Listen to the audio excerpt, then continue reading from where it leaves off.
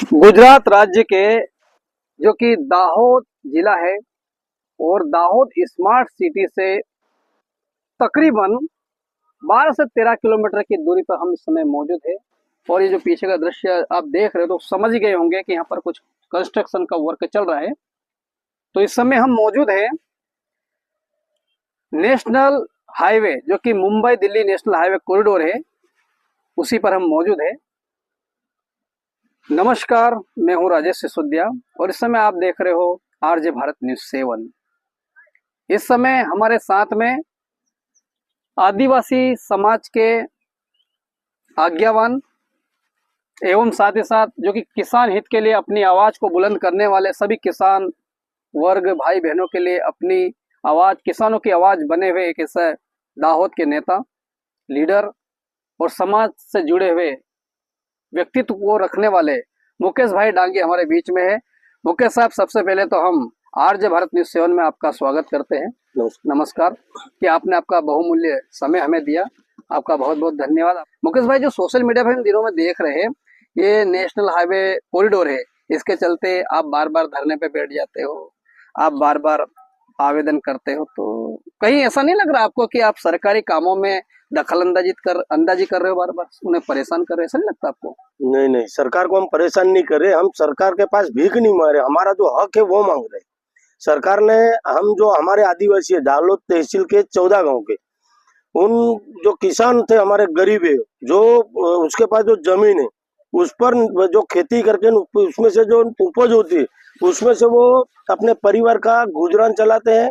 और जो थोड़ी बहुत बचत होती है उसमें से वो वार त्योहार और लग्न आदि प्रसंग निपटाते हैं। लेकिन सरकार ने उद्योगपतियों को खुश करने के लिए जो हमारे यहाँ के आदिवासी गरीब किसान हैं उन लोगों की जमीन तंत्र का उपयोग करके सस्ते भावों में ले ली। और सस्ते भावों में लेने के वजह से तो सस्ते भाव से क्या तात्पर्य? जो दाहोद क्षेत्र जो आप लोग की जमीन है, कभी खेत खलियान हुआ करते थे यहाँ पर जी, तो जो खेती गई है इनका क्या मुआवजा मिला? ये किस रेट पे क्या भाव में रखी गई? और आप लोग बता रहे हो बीते दिनों में कि बाहर की जमीन का भाव अलग है, तो ऐसा भेदभाव क्यों और क्या भाव है, बता पाएंगे आप?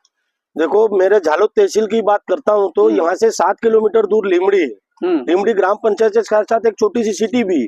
यहाँ 1 चौरस फुट का भाव 3,500 रुपये है। और हम आदिवासियों की जो जमीन सरकार ने विकास के नाम पे ले ली है उसका भाव 1 चौरस मीटर यानी 9 फुट का भाव ओनली 70 रुपये है। तो ये हमारे साथ भेदभाव तो है ही ना। तो ये भेदभाव क्यों किया जा रहा है? ये भेदभाव इसलिए किया जा रहा है कि हमको क्या है कि जो गाँव में जंतरी का भाव है वो बहुत कम है। और इसकी वजह से ये ओनली झालोद नहीं, दिल्ली से बॉम्बे तक जितने भी 7 स्टेट है उनमें जितने भी स्टेट में जो भी ये हाईवे निकल रहा है दिल्ली बॉम्बे का, उसमें सभी आदिवासी इलाके में ही हाईवे पसार किया जा रहा है। ऐसा क्यों? वो हम आदिवासी के जमीन के पीछे ये सरकार और उद्योगपति पड़े। हमारे पास से जमीन छीन लो और आदिवासी फिर उसके गुलाम बन के जिंदगी बिताए। तो ये जो नेशनल हाईवे निकला है, अभी भी इसका काम चल रहा है, पिछले 4-5 महीने से आप इसके कहें तो नहा धो के पीछे ही पड़ गए आप लोग, तो क्यों बार बार ये काम रुकवा दिए जाते हो? तो क्या है, शासन प्रशासन बार बार आप आवेदन देते हो? बीते दिनों में आपने पहली बार कलेक्टर साहब को कब आवेदन दिया, ज्ञापन कब सौंपा इस बात में? मेरी बात सुनो, मैं 4-5 महीने से नहीं, 2018 से ये लड़ाई लड़ रहा हूँ। अच्छा। मेरी पहली मांग ये थी कि आप ये हाईवे निकालो, लेकिन वो जंगल की जमीन है, गवर्नमेंट की जहाँ जमीन है वहां से निकालो ताकि 10-15% ही हमारे आदिवासी किसान की जमीन छीन जाए। बाकी जितनी जमीन बचेगी उसमें हम निर्वाह कर सकेंगे। लेकिन सरकार ने अपनी एक नहीं सुनी। तो कई लोग तो ऐसे जिनका पूरा जमीन चला गया, बहुत सारे ऐसे लोग हैं कि उसके पास 1 इंच तक जमीन आज तक नहीं बची है। सरकार ने पहले बोला था कि ये जिसके पास जमीन नहीं बचेगी उन लोगों को हम थोड़ी बहुत सरकारी जमीन देकर मकान आदि बनाने के लिए देंगे। हमारे तोते डबल की जो एंट्री, हमारा जो हक अधिकार है उसमें क्या है कि जमीन पूरी कोई ले नहीं सकता है। अगर वो पूरी ले लेगा तो हमारा आदिवासी होने का जो अधिकार है वो हमारे पास से छीन जाएगा। बराबर। तो मुझे बताइए कि ये जो निकला है पहला ज्ञापन अभी आपने कब दिया? इस साल में? हम ऐसे तो जो हमारी मूलभूत सुविधाएं थी इस हाईवे की वजह से छीन गई, इसके लिए तो हम 3 सालों से लड़ाई लड़ते हुए आ रहे थे। लेकिन सरकार और तंत्र ने हमारे एक ना सुनी। फिर 22 अगस्त 2024 को हमने पहला विज्ञापन दिया और उसमें हमने किसको दिया आपने? कलेक्टर श्री दाहोद को दिया। दाहोद को। तो कलेक्टर ने क्या कहा उस समय? उस टाइम तो कलेक्टर श्री ने कोई जवाब नहीं दिया, लेकिन हमने अल्टीमेटम दिया था कि अगर 5 सितंबर तक आप योग्य निराकरण नहीं मतलब लाओगे। आपने 5 सितंबर का अल्टीमेट दिया जी, और आपने ज्ञापन कब सौंपा? 22 अगस्त को। 22 अगस्त को, और 5 तारीख तक की आपने वो मतलब उच्चारण किया था भाई इतना तारीख तक हमारी चीजें हमें चाहिए। सुविधाएं, बराबर। तो क्या 5 तारीख तक कुछ हुआ? 5 तारीख का कुछ भी नहीं हुआ। लेकिन सुना कि 4 तारीख के दिन आपने कि स्कूल में भी कुछ योजना के अंतर्गत मीटिंग करी थी। 4 तारीख को हमने इसलिए मीटिंग की कौन थी, सा महीना था वो? सितंबर का। 4 सितंबर। साथियों, 4 सितंबर को एक स्कूल में सभा आयोजित की गई थी। फिर उसके बाद क्या हुआ? उस दिन हमने तय किया कि सरकार अब हमारी सुनने वाली नहीं है, तो हमें आक्रामक आंदोलन करना पड़ेगा। तो सभी किसानों को बताकर हमने 6 सितंबर के दिन इस हाईवे का काम जो हमारे झालोद तहसील में 14 गांव में चलता था, वो काम हमने बंद करवा दिया। तो आइए, इस समय हम यही सुनना चाहते थे। 6 तारीख, इसी को लेके आज हम ये विशेष बात करने वाले, जो आपने भी 2-4 मिनट सुना। 6 तारीख, 6 सितंबर, यहीं पर वो जो डूंगरा दिख रहा है पहाड़, 6 सितंबर के दिन यहाँ पर जो यहाँ के नेशनल हाईवे कॉरिडोर के क्या नाम है उनका? सुजीत कुमार। सुजीत कुमार, क्या पद है उनका? वो इंजीनियर है वहाँ, इंजीनियर है ना शायद। तो आइए, इस समय हम सुनाते हैं कि 6 सितंबर को सुजीत कुमार जो कि इंजीनियर है, उन्होंने क्या कहा था। पहले आप जो मीडिया के सामने और हमारी टीम वहां मौजूद थी, मुझे खुद को उन्होंने कहा था, मैंने उनसे सवाल पूछा था। पहले आप वो बाइट सुन लीजिए, फिर हम आगे बढ़ते हैं। बाकी जो अभी यूटिलिटी जैसे शमशान आ गया, या फिर पानी का, अभी आप भी जान रहे हैं गुजरात में बहुत ज़्यादा बारिश हो रही है, तो वो रेड अलर्ट तो ऑलरेडी है। और यहाँ पूरे में अर्थवर्क का काम अभी अंडर 50 से 60% में हम लोग प्रोग्रेस में है इस प्रोजेक्ट को लेकर के। ये दिल्ली बड़ोदरा का पैकेज नंबर 26 है। तो हम लोग इसका जल्द से जल्द प्रयास कर रहे हैं कि सारे सॉल्यूशंस करें। और जो यहाँ पे शमशान गृह था, जो हमारे अलाइनमेंट के बीचों बीच में आ रहा है, मेन कैरेजवे में आ रहा है, तो हमारे अलाइनमेंट के कंस्ट्रक्शन की वजह से वो अभी डिमोलिश किया गया है, जिसको हम लोग 1 महीने के अंदर कंस्ट्रक्ट करके देने के लिए तैयार है। और जब शमशान की बात रही, तो शमशान की बात तो उन्होंने कहा कि जो आज 6 तारीख है, आने वाली 6 तारीख तक यहाँ पे एक शमशान घाट बना दिया जाएगा। इसकी गारंटी हम देते हैं, आप हमसे बस हमको 1 महीना में तुम्हारा बना। थोड़ा सा बारिश का समय बहुत, शमशान का प्रश्न ओनली बस्ती में नहीं है, 5 गाँव में, 5 गाँव में शमशान तोड़ना क्यों लोग।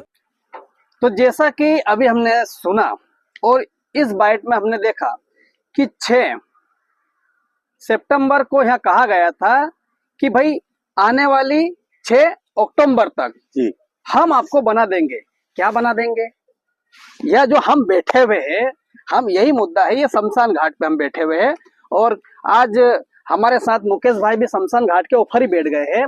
ये शमशान घाट की हालत आज भी जर्जर पड़ी हुई है। 6 अक्टूबर की उन्होंने बात कही थी, 6 अक्टूबर को कहा, फिर उनको मैंने 7 अक्टूबर को फोन लगाया, तो उन्होंने मुझे हवाला दिया, मुकेश भाई आपका हवाला दिया कि मुकेश भाई से हमारी बात हो रही है। आपको मेरे साथ कोई बात नहीं, आपको हमको ऐसे ही बोले कि भाई मुकेश भाई डील कर रहे हैं। डील का मतलब क्या समझे हम, कि भाई मुकेश भाई इस काम में डील कर रहे हैं, बराबर। तो मुकेश भाई से हमारी बात हो रही है, आपको ज्यादा जानकारी चाहिए तो आप मुकेश भाई से बात करो, ऐसा हमको बोला गया। नहीं, मेरे साथ कोई बात ही नहीं हुई। उस दिन आपका फिर फोन आया था कि आपसे कोई सुजीत भाई से कोई बात हुई, लेकिन वो आपको क्या गोल गोल घुमा रहे थे। उसको मालूम है कि किसानी की आवाज ये आरजे भारत चैनल वाले चला रहे, इसलिए वो मेरे पीछे पड़ जाएंगे, ये सोच के उसको आपको गलत बात गैर मार्ग बता रहे थे। फिर वापस मैंने उनको फोन किया, उनका कोई रिस्पॉन्स नहीं आया। तो मुझे बताया 6 अक्टूबर तक वायदा किया था। यहाँ पर झालोद के बस्ती गाँव में मामलाधर भी यहाँ मौजूद थे, प्रांत भी थे, प्रांत ऑफिसर मौजूद थे।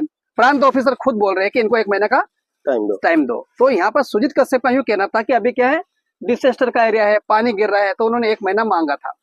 1 महीना चला गया, अक्टूबर गया, नवंबर 6 से 6 चला गया, दिसंबर चला गया, पूरे 3 महीने चले गए और 1 महीने एक्स्ट्रा मतलब 4 महीने चले गए। आज तक ये शमशान नहीं बना। तो इसके बारे में आप क्या कहेंगे? आज मेरा विशेष टॉपिक यही है, शमशान का। सर बताइए।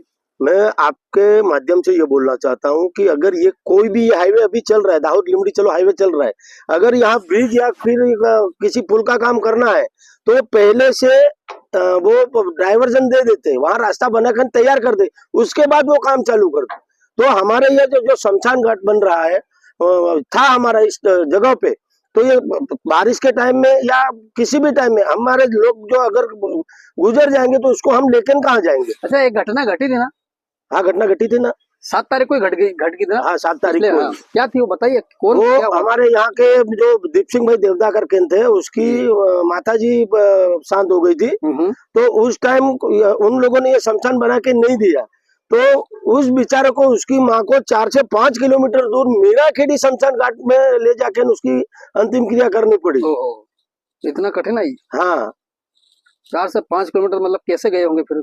वो उचक्कन पैदल चलते होते हुए गए। बोलिए, देखिए 4 से 5 किलोमीटर अंदाजित पैदल गए, तो अभी एक यहाँ पे मृत्यु हो चुकी थी। तो अभी देखो, संसार में आया तो जाना तो पड़ेगा, तो ये सुविधा तो होना चाहिए।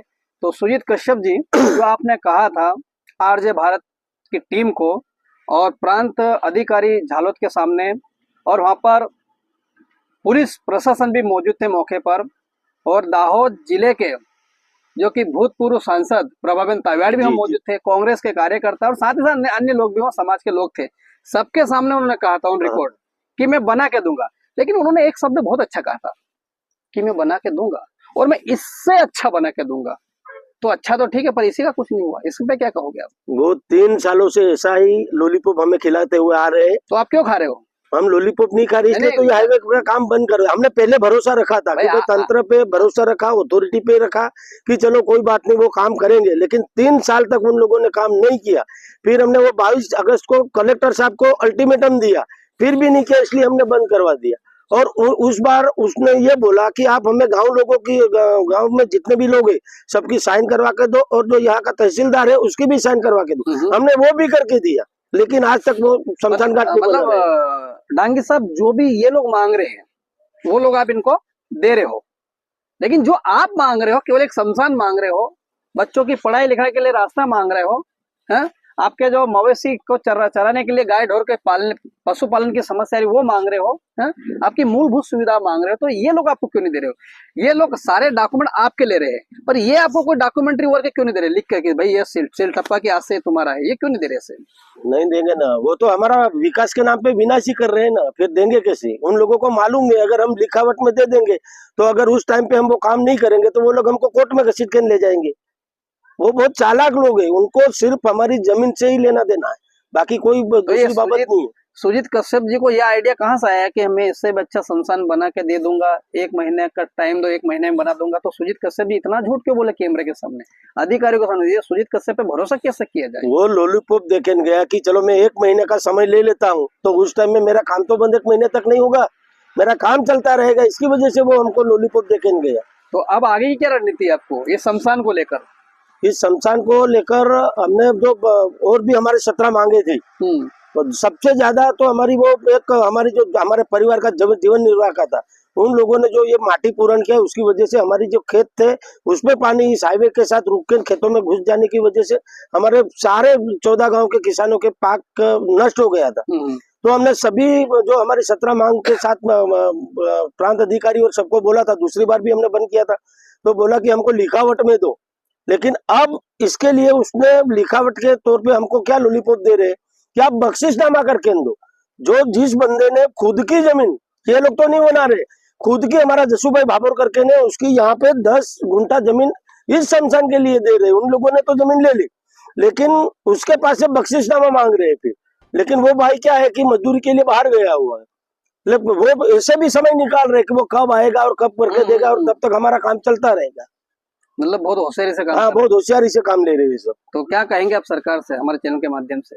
हम तो सरकार से ये शमशान को लेकर, इस शमशान को लेकर सरकार को हम कहना चाहते हैं कि आप, ये तो एक बहुत पवित्र जगह है, सबको यही आना है, ठीक है ना? ये अंतिम हमारा अंतिम ही पड़ाव ये है, इस अंतिम पड़ाव के साथ ये कॉरिडोर क्यों खिलवाड़ कर रहा है? और खासकर तो वो जो कश्यप साहब है उन्होंने बोला, मैं फोन भी किया, मेरा क्या है कि मैं पूरा समय दिया, समय के अनुसार अंतर्गत चलता हूँ, तो फिर आज 4 महीना हो गया उनका, तो 4 महीने में यहाँ पर मैं आज देखा तो यहाँ पे 4 भी चीजें मैं देखा नहीं, इसलिए मैं आपको यहाँ बुलाया और आपने भी समय निकाला, धन्यवाद। तो क्या कहेंगे शमशान को लेकर खासकर?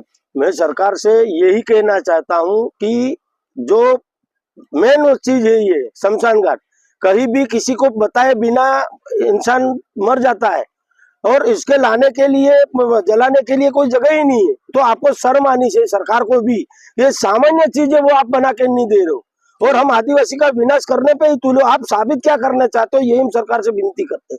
हम आदिवासियों को आप क्या कर, सब छीन कर हमारे आदिवासियों को जमीन और मकान में करके गुनाहित प्रवृत्ति की ओर धकेलने की बात सोच रहे हो, ऐसा हमको लगता है।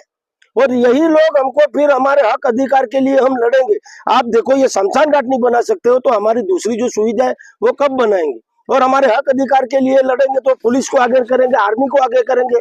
और हमारा जो छत्तीसगढ़ झारखंड की तरह ये इलाका भी जहां जहां जमीन गई वहां को नक्सलवाद घोषित करेंगे। और हमारे जैसे कोई बंदा किसान नेता बनकर हमारे किसानों के लिए लड़ेंगे तो उनको वो एनकाउंटर में नकली एनकाउंटर करके खत्म करवा देंगे। हम सरकार को पूछ रहे हैं कि हम आदिवासी को शांति से जीने दो, हम शांत स्वभाव के लोग हैं, हमें उश्केरने की कोशिश ना करो। हम जैसे भी ये आपने बना के ये सुविधा नहीं है, हमारे गांव वालों ने बनाई थी। जो सुविधा हमारी छीनी, ये ओनली बस्ती की बात नहीं कर रहा हूँ, पूरे आदिवासी इलाका में जो भी था सरकार ने छीन लिया है। उद्योगपति को खुश कर रहे हैं, हमको हमारा विनाश कर रहे हैं। तो इस समय जो हमारी बातचीत हुई और मुकेश भाई डांगी का एक कहना है और सही आपको दिख ही रहा है, यह जो हमने जो चर्चाएं की है, यह ना तो हमने हमारे चैनल ने मुकेश भाई डांगी के फेवर में नहीं, या कॉरिडोर के फेवर में नहीं, और इन दोनों के अगेंस्ट में भी नहीं। हमने वही दिखाया जो था सही, और हम तो सवाल पूछेंगे। और यदि आप भी चाहते हो कि हम सवाल ना पूछें तो आप काम करके दे दो। आपने 6 तारीख को, आज से 4 महीने पहले 6 तारीख को यह कहा था ऑन रिकॉर्ड कि हम 1 महीने में काम करके देंगे। 6 तारीख बीतती है, 7 तारीख को मैं खुद फोन लगाता हूँ। उस फोन को मैंने लगाया, पहले तो रेस्पॉन्स नहीं आया, फिर दूसरी बार फोन लगाया तो कहा कि अरे भैया आपको नहीं मालूम, अभी तो यहाँ पर डिसेस्टर चल रहा है। तो अब ये पता नहीं दाहोद में कितना डिसेस्टर हुआ था, कहाँ बाढ़ आंधी तूफान आ गए थे, तो उसके चलते ये कॉरिडोर ये शमशान बन नहीं पाया। उसके बाद और समय बीतता गया, आज पूरे 4 महीने हो गए। इसी के बीच में एक मृत्यु भी हो जाती है इस गांव के अंदर।